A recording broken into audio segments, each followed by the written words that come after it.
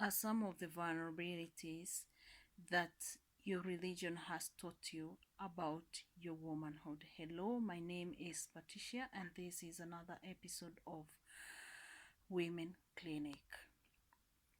In my book, Why Should I Marry? I Am Happy Single, which is available in Jumia, Akaba, CLC Shop, Nuria, and Amazon, I have talked about why I think defining yourself using your womanhood, like womanhood is the source of yourself, is a vulnerability. And this is a very common thing that is taught in churches. We are taught that you're a woman first and a human being second. And this has a lot of power in terms of how you see yourself and how you manifest your womanhood and how you manifest the purpose of your womanhood. The other thing I think it makes us vulnerable as women is defining your womanhood by your physicalness. Your hips, as is mostly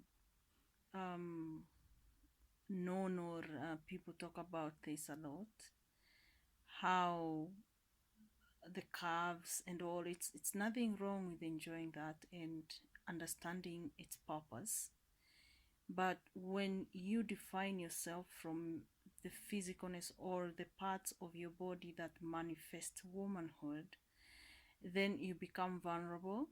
And this is one of the reasons why women stay in the cycle of emotional and mental abuse, because if you define yourself through your physicalness or the parts that manifest your womanhood, what that means is you are going to attract a man who sees you the same way you see yourself. If you see yourself as a woman because you have parts in your body that manifest womanhood, then you are going to attract a man who defines your womanhood the same way. And this is how men objectify women. So in that regard, your power lies in understanding that your womanhood is not the parts that manifest your womanhood. Your womanhood is a spirituality. There's a purpose of your womanhood, and that purpose is manifested physically, and therefore the parts that manifest your womanhood.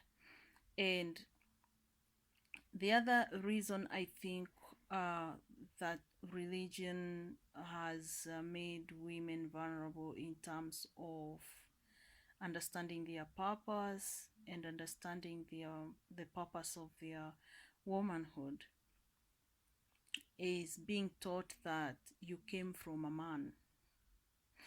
I had a discussion with a friend of mine who is a man, and he believes completely that as a woman you are the result of a man, that without, and this is a very serious thing. I should stop laughing.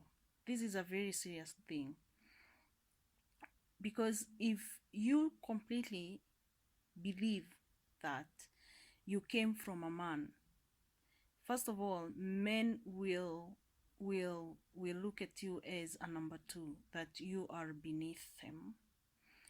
This is how men abuse women. But you can only be abused and accept that as normal if you actually believe that you're second. Men who are unable to do this to women, they will dismiss women as being difficult. And remember, here when I talk about women here, I'm talking about the functionality, not an identity. But if you use your womanhood as an identity, you will be abused, because you will attract a man who looks at you the same way. And this is how you attract a man who looks at you the same way. You attract your belief system. So the key thing as a woman is, first of all, to understand what are your sexual belief systems. And your sexual belief systems come from two places. One is culture, how you're being cultured, and number two is religion, because a family unit is a manifestation of the belief systems of of your culture and your religion. And to me, honestly, I think that religion makes women vulnerable and does not prepare women safe for marriage, so that you get into a relationship to please a man, you get children for a man. You, nothing wrong with having children if you're actually ready for it, if you actually want it and you understand how um the the the growth of a child and what a child needs. Nothing wrong with that, it's a beautiful thing. However, if you do it from a place of wanting to please a man, then you don't do it from a place of power, you don't do it from a place of empowerment, you do it from a place of oppression. And this is how um, vulnerabilities have been passed on from one generation to another. And this is something that you, as a person, you have to choose if you want to deal with it or if you want to stick in that kind of cycle.